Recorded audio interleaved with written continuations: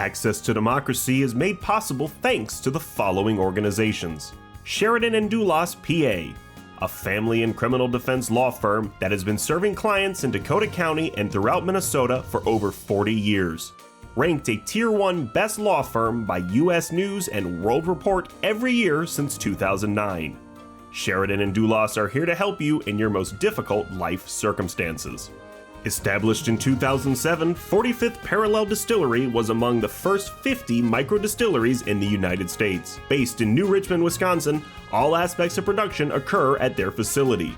If you're interested in learning more about the 45th Parallel Distillery, please check their website and plan a visit to tour their facility and taste their spirits. Truestone Financial, with locations in Minnesota and Wisconsin, has proudly served its members since 1939. Truestone engages, educates, and supports its members to ensure they have the tools to empower their financial well-being. Truestone Financial, your neighborhood credit union. Learn more at truestone.org.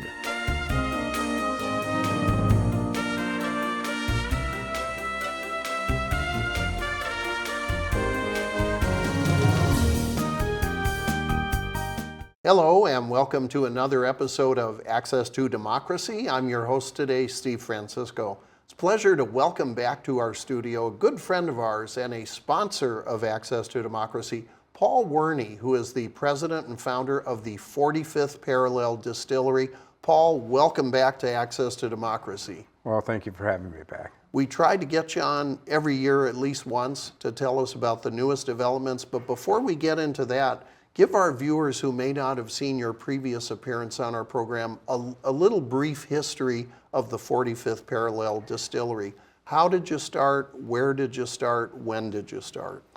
We started up in 2007 is when we first put our products on shelves, when we got our permits and we started distilling. So we've been distilling for about 19 years now.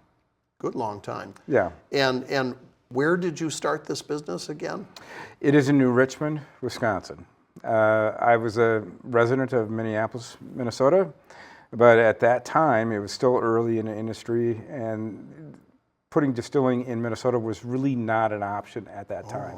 They changed the law several years after we opened up, but we had to go across the border to Wisconsin. There were legal obstacles in place in Minnesota made it more difficult? Yeah, it wasn't like prohibited in, hey, you can't do it, but there was a permit fee that pretty much prohibited it. From startups, it was a $30,000 annual permit fee that maybe a big producer that came into the state could afford, but a small startup like us, we could not afford. Very tough. What did you do before you decided to become a distiller? I had a small landscape construction business in Minneapolis and St. Paul, and it was successful, but I ended up leaving that business. I sold out my half, and I was looking for something else to do, and this was creative and manufacturing, and that's what I wanted to do.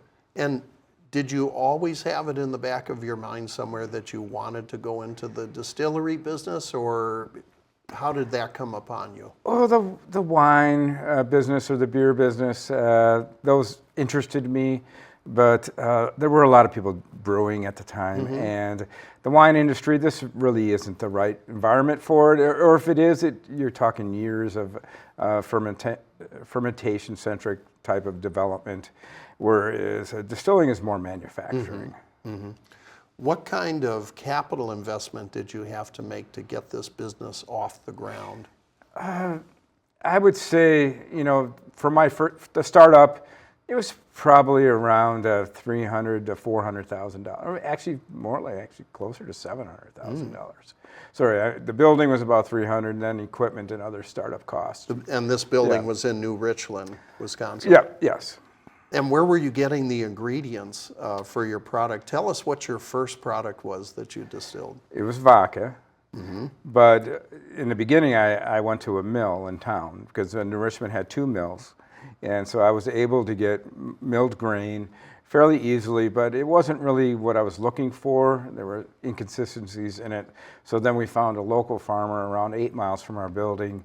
And ever since then, for the last 18 years, they've been supplying us with grain. And what types of grains are we talking about? We use a lot of different. We mostly corn, then we wheat, rye, and then barley. And the first products you were making were?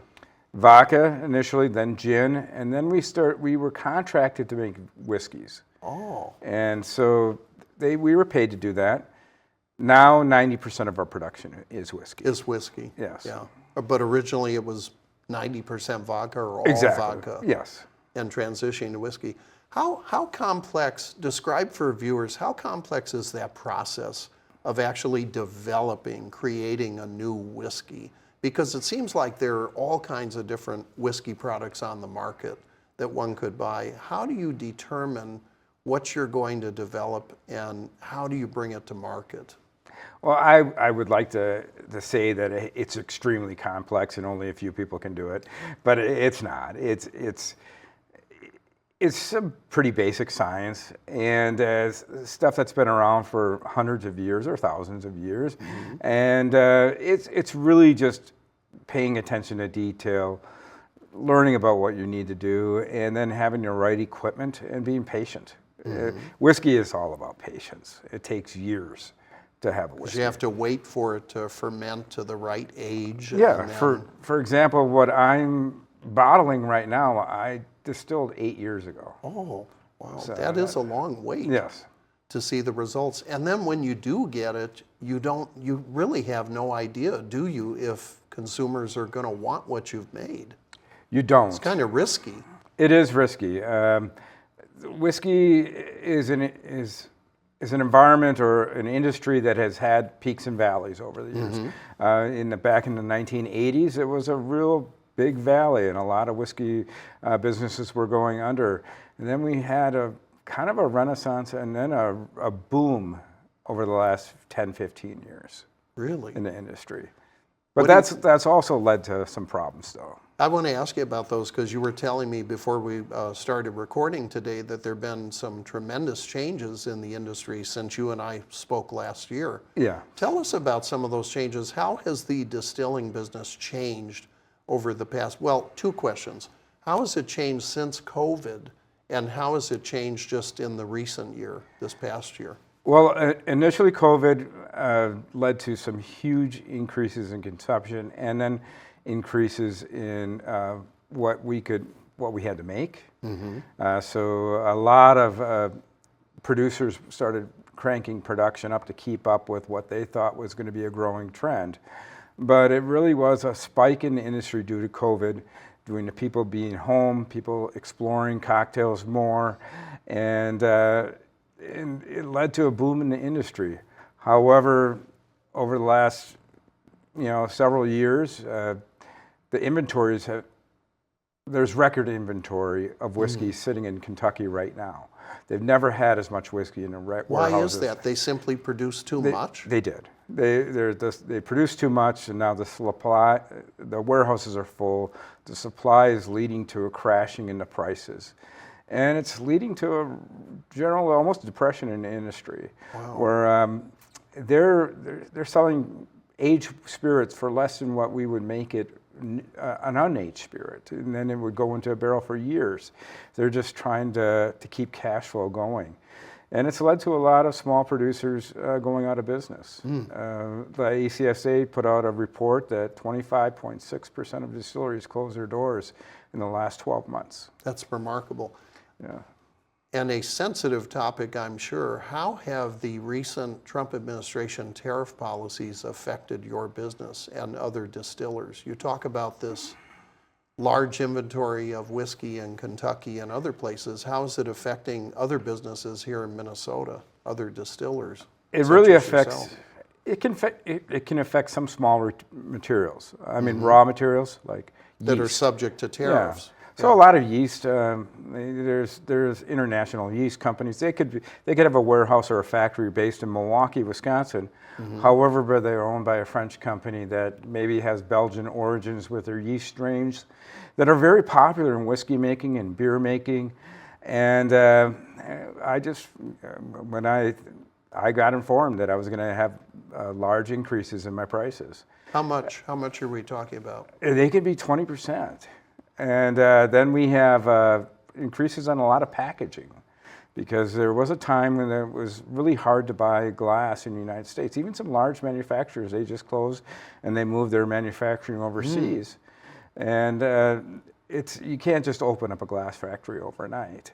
So if you're going to get your glass made, you have to find out where it's being made, and your tops and other types of packaging. So you have to be careful. And now I'm showing my naivete here about the distillery business, but do you use a lot of cork too, like the wine industry? Do you use corks, or is it a different top that you would use in the bottles? I think most of the cork is synthetic. You do synthetic have cork? Yeah, okay. You do have a lot of natural cork that comes out of Portugal, and you can buy that. But there are a lot of synthetic corks. But then the tops, it doesn't mean that they're made here in the United States. They can be made in Taiwan. They can be made in Mexico. They can be made in France, or So again, else. that introduces this question of application of tariffs to material that you need to bring into the country to make your product. Yeah, it's just a fact. And when I put in an order today for closures on bottles, even screw top, aluminum screw top bottles. And so I'm just waiting for my invoice to come in and tell me what it's really going to cost. And realistically, how much of that price increase for raw materials, if you will, bottles or artificial cork or whatever, how much of that are you able to pass on to consumers without losing business? In this environment, you can't, because the consumer is they're not looking to spend on high premium products right now. People are watching what they're spending money on. So it's not a time that I can go to the distributors and say, we're going to be increasing what we're charging you, because they're going to have a hard time moving it to a liquor store at a higher cost. And so we just have to eat it right now. And do you have a team of salespeople that you work with, that you employ to go out and find stores carrying your product? Or do you do that yourself, some of that yourself? Like, how do you cultivate those relationships with these stores that will carry 45th Parallel products? Well, it's counterintuitive right now, where a lot of, I think, small distilleries are cutting back on their sales staff because they can't afford them. Because the revenue has gone down, and industry-wide, probably around 9 or 10%. And so they're having a hard time affording staff out there. But I'm in the belief that you can't afford not to have sales staff. Because if you're a liquor store owner, you're seeing your revenue go down. You only have so much shelf space. You're only going to keep the products on your shelves that are actually moving in and out of the building. Right. And with all the options that you have out there, if you don't have somebody on the ground telling people about your product or having them sample your product, they're just going to walk right by it and buy a national brand that they see commercials on, or they know about already. Or maybe it's a lesser cost option for them. So we actually, if anything, we're spending more now on sales staff out in the market, just to keep our product in front of people, to be relevant, so that someday when the liquor store owner is clearing their shelves and putting stuff in clearance, that our bottles are on those clearance shelves. So for your business, you have to make a determination, I'm guessing, every year about how much of a particular product you're going to produce, right? Yes. How complicated is that decision? I'm hearing all these variables here that you're describing about cost of importing bottles, cost of importing the cork or artificial cork, issues of sales, dealing with different stores. How do you make that determination? What factors go into that? Well, that's a challenge, especially in my industry, if you're dealing with aged spirits, because what you're producing now is not going to see the shelves for years from now. So you have to kind of guess what are the consumers going to be buying 5, 10 years from now. That's really highly speculative, isn't it? Yes. Trying to guess how consumer tastes change. And that does lead us into another question I wanted to ask you. There have been reports of consumer taste changing in the area of alcohol. There are reports about alternative beverages that people are drinking. Some reports of younger people consuming less alcoholic beverages than they did even a few years ago. What do you see as the state of the market right now, and how are consumer tastes changing for distilled products? They are changing, and we have several different sectors. You have the wine industry, you have the beer industry, and then you have the spirit producing industry, like what I'm in. And we're all seeing different challenges. It's probably hit the spirit industry a little bit less than maybe the beer industry or the wine industry. Well, that's interesting. Because I would have thought it would have been the other way, because your products would generally be more expensive, but not necessarily the case. no, because I think the consumer tastes are changing with the young people. And the young people tend to drink more beer and they tend to drink more wine. And they're the ones that are changing their habits mostly. They're going with THC, water drinks, and other things like that. And that's why you see the brewing industry. A lot of the brewers that are surviving right now are heavily into canned water with THC in it. And that's really what they're producing. I have a brewery near me that I don't know if they brew a lot of beer. They do a lot of THC canning. Is that right? And this is a new phenomena, right? Relatively new. Relatively new, but there's Because of legalization, changes in legalization regarding products containing THC. But recently in that big beautiful bill, there's a clause in there that's basically going to eliminate. They lowered the percentage of THC that is allowable in a can to such a point that it really would shut down the industry. However, that industry is huge right now. It's billions of dollars, and it's many different states. There's agriculture involved in it. There's a lot of brewing involved in it. So they did give them a grace period of 1 year, up to a year, to negotiate changes in the bill.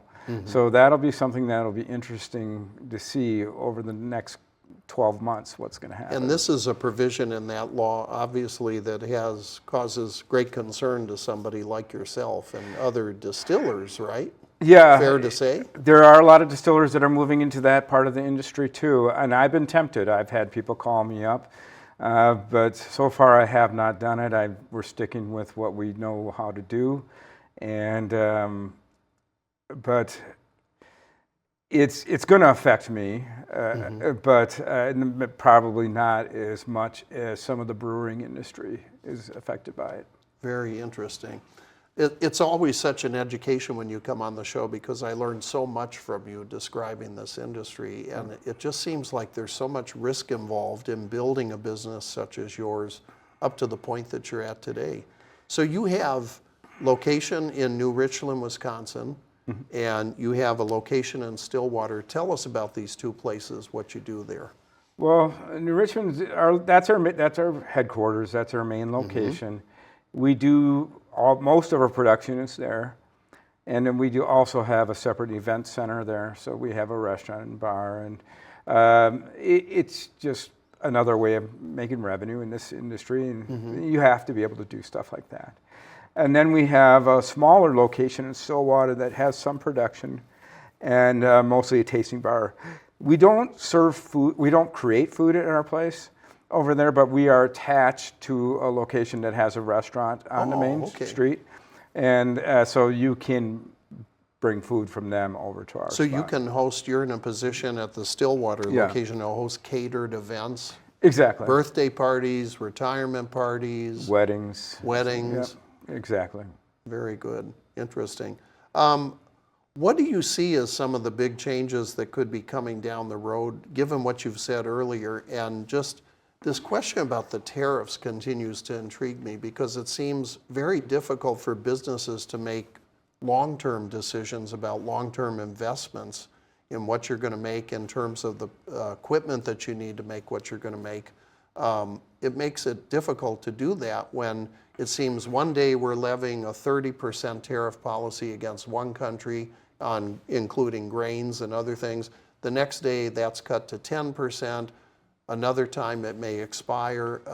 Isn't there a lot of volatility and unpredictability given some of your key costs to produce what you make? There is, but I would say that I don't want to overstate the tariffs, because it's another issue that we have to deal with, but there are bigger issues for us to deal with. And right now, the biggest issue we have to deal with is the oversupply of spirits in this country right now, and then there was probably a saturation in production. When we opened our doors, there were 50 distilleries in this country, or small distilleries, maybe 75 total distilleries in the country. Now it peaked at 3,000. Wow. But over the last 12 months, it's down to about 2,200.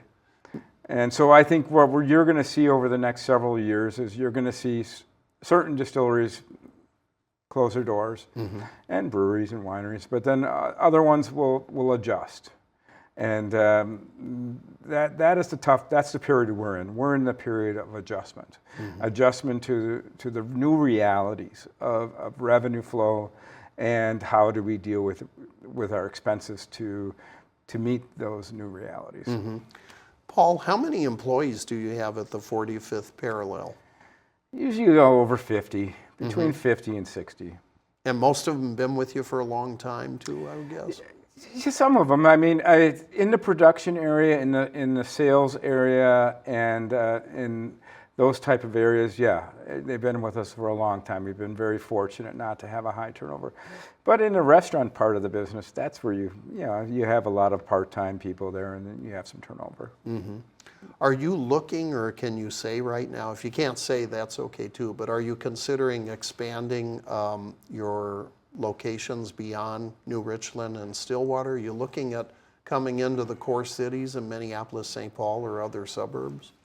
No, I don't think that this is a smart time to expand in this industry. I because the market's saturated, or I think this is a time to consolidate, become more efficient, and in what you do. And if the industry starts to improve, then you think about expansion. One of the questions I wanted to ask you earlier is, do you export? Are you able to export your product to any foreign countries? Are there foreign buyers for 45th Parallel spirits? Well, a long time ago, we did export. We exported into Canada, but then you had the pandemic and stuff, and so we really stopped exporting. Fortunately for us, because that is a major source to the oversupply of spirits right now, because the Canadian market was shut off to U.S. producers pretty much, and they were a big customer. And then now with tariffs in the Asian market and other markets over there, it's become more difficult on the big national suppliers, producers. And that's also led to the oversupply. Because they rely perhaps on a higher percentage of exports for their revenue and their profits. Yeah, small producers like myself, we're mostly dealing with regional sales. Right. But when a large producer can't sell their product overseas, and that leads to issues here. Big repercussions for them. Yeah. How do you think this is all going to shake out, given some of the uncertainty that you've described today? Where do you think this industry will be in the next 5 years? I know that's asking you to look into the crystal ball a little bit, and it's somewhat unpredictable, but where do you see things going? I think you're going to see a more mature industry. Right now, you have a lot of inexperience or immaturity in the small producers. And I think some of those will close, and then I think the ones that survive will be stronger. And then I also think that the large national producers will probably let their inventories deplete a little bit, so their values go up. Yeah, and that oversupply of whiskey in the market. You think over time that can be whittled down just over time? Yeah. Unfortunately, in our industry, it takes years for something to happen. So I would say you have it right. I think it'll be about 5 years before we really see a nice new environment for us. Are there any particular regulatory or legislative issues that you're keeping an eye on, that you're watching, that either the state legislatures in Wisconsin or Minnesota or perhaps Congress are looking at that would impact your particular business? Not my particular business. You have that THC law that that they're working on. That'll impact the industry when they get that solved, for good or bad. But Wisconsin they've already had their legislative changes. Last year they had a huge bill that really revolutionized how they dealt with small producers in beer, wine, and spirits. So I think Wisconsin's set. So that was signed into law by Governor Evers. Yes. Minnesota still has some work to do. I think Minnesota has done some really good things with, relief with small producers with the excise tax. However, the biggest hurdle for a small producer in Minnesota is for a small producer to only be able to sell one bottle per customer per day. And that has really hurts the small producers here because, for example, if you have a small production facility in Northfield and you have a lot of tourism, people will come over there and they'll say, oh, this is a nice place, taste some things, I'd like to buy this, but I might want that. But you can't have both, you can only take one. It's not like they're ever going to come back to that place again. They're tourists. And so they can go somewhere else and buy it. So in other words, you have one opportunity for the sale, and the limitation causes you to miss the sale. Yeah, and margins are tight, and for some small producers in the state of Minnesota, that's the difference of making money and not making money. For example, you have a small producer up in Halleck, Minnesota. Whoever goes to Halleck, Minnesota.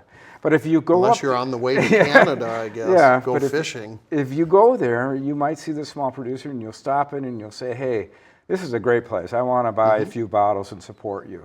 It's not like you're going to go out of your way to buy bottles from them every time. It's his one chance to make a sale for you. And that's where they really need that chance to make sales and make some revenue. Because, the liquor stores, they have it tough too. They have to choose who they only have so much shelf space. Who's going to be on my shelves and who's not. So the chance of that small producer from Halleck being on the store shelves all over the place is pretty small. So that his sales are going to happen when people walk through his doors. So fair to say you're hoping that the Minnesota legislature and the governor will get on board to make it easier for businesses to sell more than one bottle. Yes, that would change that part of Minnesota law to make it easier for businesses such as yours. Yeah, I understand the resistance to it. I understand that other places that purchase alcohol from these small producers, they want to be able to make the sale themselves. But I think the small producers sell so little, the volume is so small, that it's not going to really affect the liquor stores. I mean, in Wisconsin, you can pull up a U-Haul to my place and fill it up with a pallet full of booze, but it doesn't affect the liquor stores in my town. And we still have a good relationship. Very interesting perspective. Well, Paul, listening to your description of your business, I'm just left thinking it's amazing that you've succeeded and been able to stay in business given all of the obstacles and challenges that distillers face, especially at this time with, as you mentioned, this significant oversupply of whiskey. And trying to deal with that in coming months and years, I suppose, to try to see that surplus of product whittled down over time. The future is there. It's just it's a journey, it's a challenge, it's a struggle, but that's what life is. You don't regret having made the decisions you have, do you? Don't regret having gone into the business? You always second guess some things. But no, overall, I'm okay. Overall, no. Still doing it. Paul Werni, president and founder of the 45th Parallel Distillery and a sponsor of Access to Democracy now for several years. Thank you for being our guest today. Happy holidays. Well, thank you. Thank you.